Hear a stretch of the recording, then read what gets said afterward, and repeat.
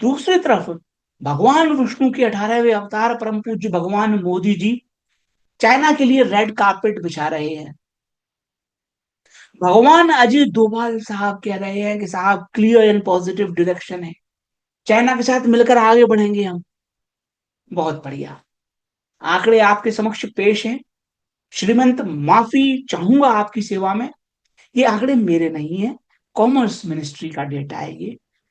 2021 में ब्रिक्स के देश हमें 117 बिलियन डॉलर का ट्रेड डेफिसिट, जिसका हिंदी रूपांतरण होता है व्यापारिक घाटा, 2021 में ये ब्रिक्स देश हमें 117 बिलियन डॉलर का व्यापारिक घाटा देते थे। आज ये हम पर और बड़ी मेहरबानी कर रहे हैं। आज ये हमारे देश को 224 बिलियन डॉलर का व्यापारिक घाटा दे रहे हैं। और हमारे मंत्रीगण, हमारे प्रधानमंत्री जी पलक पावड़े बिछाकर इन देशों के राष्ट्राध्यक्षों का स्वागत कर रहे हैं। सुभान अल्लाह। क्या क्या लीला है, क्या क्या कृतार्थ हो रहे हैं, कितनी कृपा कर रहे हैं महोदय। मानव जाति के इतिहास में, अक्षय ब्रह्मांड में आप पूरा ढूंढ लीजिए, ऐसा देश आपको कहीं कहीं नहीं मिलेगा। इतने बेगैरत जलील किस्म के अर्थशास्त्री आपको अच्छी दुनिया में कहीं नहीं मिलेंगे, जिससे जैसे भारत में होते हैं। ब्रिक्स 117 बिलियन का घाटा देता था, जो बढ़ के अब हो गया है 224 बिलियन डॉलर।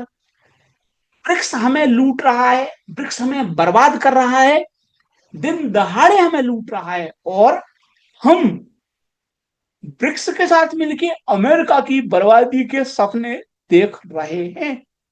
वाहिद मुल्क है हमारा दुनिया में ऐसा जो इस तरह की गलत फहमी पालता है। कई लोग मुझसे कहेंगे कि तुम देशद्रोही हो, कैसे ये बात उठा दी। तो महोदय, आई एम द बेनिफिशियरी, मुझे कोई नुकसान नहीं है। I am okay with that. Many of my clients have been importing from China and reselling in India. So I have no issues whatsoever, brother. Go ahead, destroy India. I don't worry at all. मुझे, मेरे clients को कोई दिक्कत नहीं है। आप अपने बारे में सोचिए। अगर आपके बच्चों को, आपके पुत्रों को, पुत्रियों को, सुपुत्रों को, सुपुत्रियों को, भैयों को, भतीजों को, भांजियों को नौकरियां नहीं मिल रही हैं, आप देख लो अपना आप में। मैं तो भैया देखिए, हम लोगों का काम क्या है, हम लोग देखते हैं, समझते हैं कि भैया ये स्थिति चल रही है। सामने वाले को समझ में ही नहीं आ रहा है कि उसका लाभ कहाँ है, कहाँ नुकसान है। उठाओ लाभ। व्यापारिक अवसर है भाई। अब परमादरणीय भगवान मोदी जी भारत में तो उत्पादन करने नहीं देते, भारत में तो बाबूशाही चलती है। तो चाइना से माल मंगा के बेचो भारत में, दुनिया बेच रही है, आप भी बेचो। अब ब्रिक्स के 12-13 सितंबर को भारत में ये तमाशा होगा। मीडिया, भारत का बढ़ता रुतबा, भारत विश्व गुरु बन गया, भारत का बढ़ता रुतबा। इन लोगों को ये शर्म नहीं आती कि मिनिस्ट्री ऑफ कॉमर्स पर जाके डेटा खंगाल लें। नहीं खंगालते। So I don't give it a damn. जो जो है सो है। हमने कोई ठेका नहीं ले रखा दुनिया देश संभालने का, सुधारने का।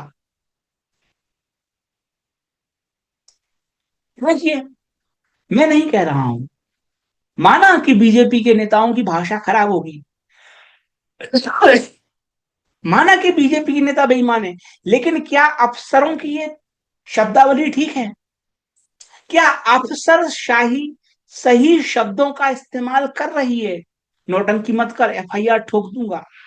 जरा एक सेकंड के लिए कल्पना कीजिए, क्या किसी बहुजन समाज पार्टी के नेता के खिलाफ नौकरशाह इस तरह की शब्दावली का इस्तेमाल कर सकते हैं? क्या Samajwadi, RJD, Congress, DMK, NCP के छोटे से छोटे कार्यकर्ता के खिलाफ इस तरह के शब्दों का चुनाव कोई अफसर कर सकता है क्या? जरा सोचिए, ये मैं नहीं कह रहा हूं, बीजेपी के वरिष्ठ नेतागण कह रहे हैं कि अफसर नहीं करते हैं काम। बीजेपी का राज मतलब अधिकारियों की मौज, अधिकारियों का राज। इसलिए हमारी किसी से आपत्ति नहीं है, किसी से लड़ाई नहीं है साहब। काली चमड़ी के अंग्रेज हैं, शासन चल रहा है। मेरा आपसे निवेदन है कि अपने बच्चों को भी काली चमड़ी का अंग्रेज जरूर बनाएं, चाहे वो 10 साल, 20 साल, 25 साल सड़कों पर बेरोजगार बन के घूमे, लेकिन एक बार उनको सरकारी अफसर जरूर बनाए, ताकि जीते जी वो अपनी 70 पुश्तों का वारा न्यारा कर पाए। जरूरी है, बदल हम नहीं सकते महोदय, हम नहीं बदल सकते, हाथ जोड़े हमने। लेकिन आप स्वयं देखिए कि बीजेपी के नेता खुद कितने प्रताड़ित हो रहे हैं। और ये कोई अभी नहीं हो रहा, ये बीजेपी की हर शासन में, हर सत्ता में, कोई भी प्रधानमंत्री हो, हमेशा ये होता है। सबसे ज्यादा लातें बीजेपी का नेता ही खाता है। सम्मान पाने का हक सिर्फ परम पूज्य भगवान मोदी जी को है, परम पूज्य आदरणीय भगवान के अवतार अमित शाह जी को है। वो सम्मान के अधिकारी हैं, बाकी सब तो जूते खाएं। इस बीच भारत के परमादरणीय वाणिज्य मंत्री जापान गए हुए हैं। उनका कहना है कि भैया रिफॉर्म करना है, रिफॉर्म कर दिया। देखिए क्या किया, बीआईएस सर्टिफिकेशन की जो रिक्वायरमेंट है वो ढिलाई दे दी। अगर हाईटेक काम होता है तो उसको बीआईएस का सर्टिफिकेशन नहीं चाहिए। जाहिर तौर पर हम जैसे एनालिस्ट लोग तो समय से पहले मांग करते रहे हैं महोदय, हमारी बात नहीं सुनी गई, कोई दिक्कत नहीं। लेकिन चलो, आपने जापानीज की बात मान ली और ये बीआईएस सर्टिफिकेशन की रिक्वायरमेंट में ढिलाई आप दे रहे हो, साधुवाद है आपका। विजय का टीका आपके माथे रचा जाएगा, हमारे माथे नहीं।